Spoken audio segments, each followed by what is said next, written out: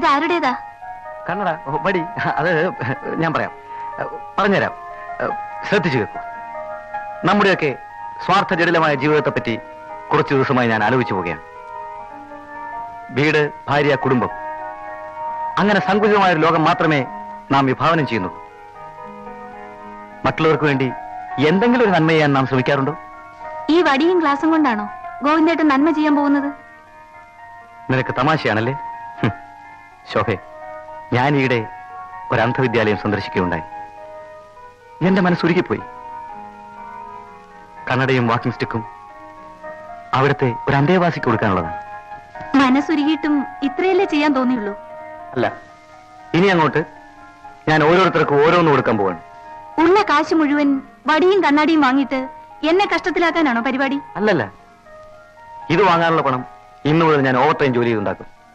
കാര്യമായിട്ട് പറയുകയാണോ? അതെ, എന്റെ മനസ്സമാനത്തിന് വേണ്ടി. അവിടെ 60 പേരുണ്ട്.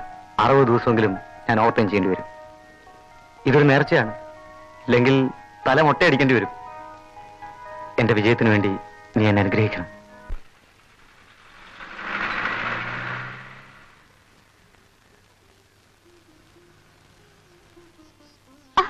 സോറി.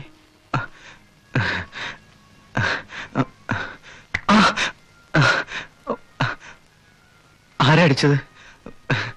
ഞാൻ ദേഹത്ത് മുട്ടിയല്ലേ? ക്ഷമിക്കണം. എന്റെ വടിയൊന്നും എടുത്തു തരാമോ? I am sorry. കണ്ണിന് കാഴ്ചയില്ലേ അല്ലേ? ഇല്ല, പക്ഷേ ക്ഷമ ചോദിക്കേണ്ടത് ഞാൻ തന്നെയാണ്. പരിചയമില്ലാത്ത വഴിയിലൂടെ ശ്രദ്ധിക്കാതെ നടന്നത് ഞാനല്ലേ?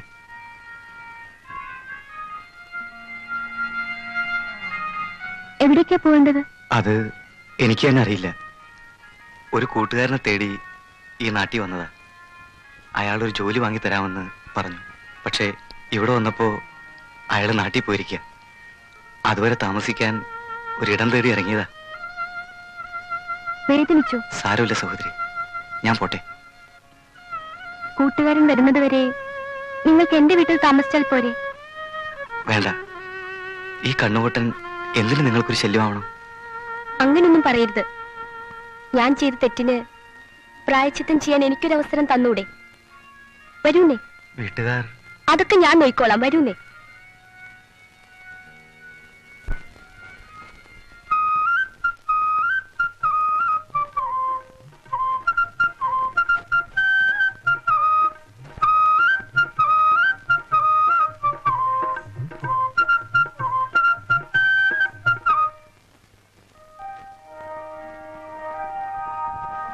കാലെടുത്ത് മാറ്റുക.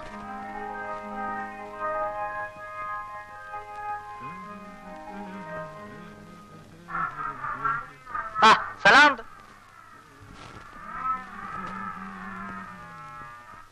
വരൂ.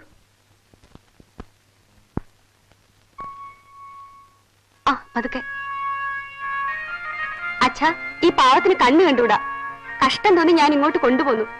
കണ്ണ് കണ്ടൂടെ? ഇവനോ? ഇതെന്താ കണ്ണാശുപത്രിയാണ്? ഞാനും നിന്റെ അമ്മയൊന്നും കണ്ണ് ഡോക്ടർമാരല്ലല്ലോ. ഒരു ജോലി കിട്ടുന്നവർ ഇവിടെ എങ്ങനെ കിടന്നോട്ടച്ഛാ? അവനെ മോളെ ഇക്കാലത്ത് ആരെ അങ്ങനെ വിശ്വസിച്ചൂടാ. ഇവനെ കണ്ടിട്ട് എന്റെ കള്ള ലക്ഷണമുണ്ട്. അയ്യോ, പാവം കിട്ടും. വരൂ.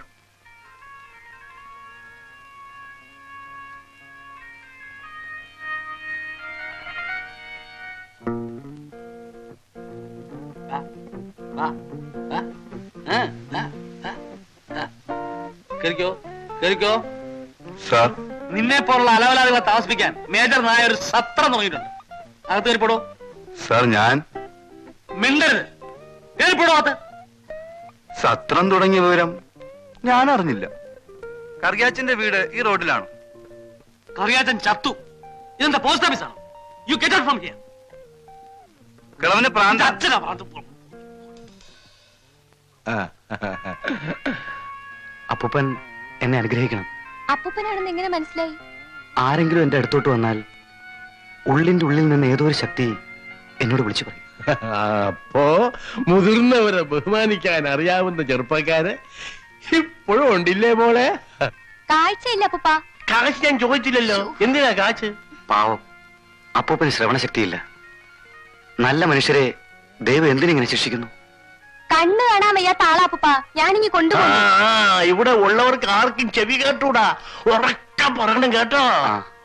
കഴിക്കാൻ എന്തെങ്കിലും കൊടുക്കട്ടെ അപ്പൂപ്പ? കടിക്കുമോ? ശ്ശോ. വാ. ആരാ മോളെ?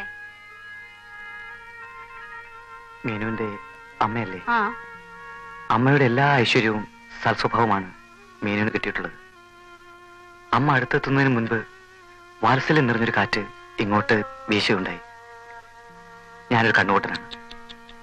എങ്ങോട്ടെന്നറിയാതെ വഴിമുട്ടി നിന്നപ്പോ എങ്ങു നിന്നോ അമ്മയുടെ മകൾ, ഈ കൊച്ചു മാലാഖ, എന്റെ മുമ്പിൽ പ്രത്യക്ഷപ്പെട്ടു. ഞാൻ മാലാഹയൊന്നും അല്ല കേട്ടോ. മോൻ പറഞ്ഞത് വളരെ ശരിയാണ്. ഇവക്ക് എന്റെ എല്ലാ ഐശ്വര്യങ്ങളും കിട്ടിയിട്ടുണ്ട്. കുറച്ച് ദിവസം ഇവിടെ നിൽക്കട്ടമ്മേ. ഇയാളുടെ ഒരു കൂട്ടുകാരൻ നാട്ടിൽ നിന്ന് വരുന്നത് വരെ. ഇതൊരു തെറ്റിന്റെ പ്രായശ്ചിത്തമാണ്. ഞാൻ എല്ലാ കാര്യങ്ങളും അമ്മയോട് വിശദമായി പിന്നീട് പറയാം. വരൂ.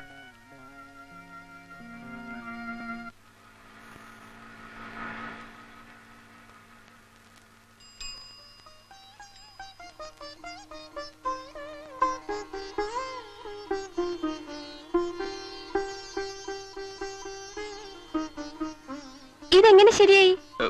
ഒന്നും ശരിയായില്ലല്ലോ. കാലേ കാലെന്റെ തന്നെയാ. അതല്ലെന്നേ. അല്ലെന്ന് പറഞ്ഞ വലിയ കഷ്ട. എന്റെ അച്ഛനാണ് സത്യം. രണ്ട് കാലും എന്റെ സ്വന്തം. പ്രേമന് മുടന്നുണ്ടായിരുന്നല്ലോ. എനിക്കോ? എന്തായി പറയണത്? ചിലപ്പോ ചില മുടന്ത ന്യായങ്ങൾ പറയാറുണ്ട്. എന്ന് വെച്ചാൽ അയ്യോ, ഞാൻ ആദ്യം കാണുമ്പോ മുടന്നുണ്ടായിരുന്നു. ഓ, അത് ശരിയാ. അന്ന് മീന് വന്നപ്പോ വാതിൽ തുറക്കാൻ നേരത്ത് എന്റെ കാല് ടീപ്പോയിൽ ഇടിച്ചതാ. പിന്നെ എത്ര ദിവസം കഴിഞ്ഞാ നമ്മള് വീണ്ടും കണ്ടത്? അന്നും ഉണ്ടായിരുന്നല്ലോ മുടന്ത്. അന്നും ഞാൻ എവിടെയെങ്കിലും വീണ് കാണും. ആകെ കുഴപ്പായി. ഇന്ന് ഞാൻ വീഴാത്തതോ? വീഴാലോ. വേണ്ട. അച്ഛനും കൂടി ഇരിക്കുമ്പോഴാ ഞാൻ വീരവാദം അടിച്ചത്. അംഗവൈകല്യമുള്ള ആളെ മാത്രമേ ഞാൻ എന്റെ ജീവിതത്തിലേക്ക് ക്ഷണിക്കുള്ളൂ. ക്ഷണിച്ചതല്ല, ഇടിച്ചു കയറിയതാണെന്ന് പറഞ്ഞോളൂ. നാണക്കേടായി. ഇഷ്ടപ്പെടുന്ന ഒരാളിന്റെ കാലൊടിഞ്ഞു കാണാൻ ആഗ്രഹിക്കുന്ന ഒരാളെ ഞാൻ ആദ്യമായിട്ട് കാണുക. ഞാനൊരു കാര്യം ചെയ്യാം. വല്ല മരത്തിന്റെ മണ്ടേ കയറി താഴോട്ട് ചാടി രണ്ട് കാലും ഒടിച്ചിട്ട് വരാം. അപ്പോ മീനുവിനെ എനിക്ക് സ്വന്തമാക്കാലോ. പ്രേമന്റെ കാലിന് അസുഖമാണല്ലോ എന്നോർത്താ ഞാനെന്ന് അങ്ങനെ പറഞ്ഞത്. ഇനിയിപ്പോ എന്ത് ചെയ്യും? അതാ പ്രശ്നം. എന്ത് പ്രശ്നം? കല്യാണം കഴിയുന്നവരെ അച്ഛന്റെ മുമ്പിൽ മുടന്തനാവാ. അങ്ങനെയായാലും മതി. മോളെ, മനസ്സിന്റെ ഉള്ളിൽ പ്രേമം കുടുങ്ങിയാൽ ആദർശവും അംഗവൈകല്യവും ഒന്നും ഉണ്ടാവില്ല കേട്ടോ. ഞാൻ ഒരു ഒറ്റ അടി നിന്റെ കരണ കുറ്റിക്ക് വെച്ച് തന്നാൽ പല്ല് താഴെ കിടക്കും. മേ തുംകോ ഏക്ക് തപ്പട് മാർക്കേ ദാന്ത് ബാഹർ ഗിരാദൂങ്ക. ഞാൻ ഇതിന്റെ അർത്ഥം പറഞ്ഞതാ. അത് ശരി.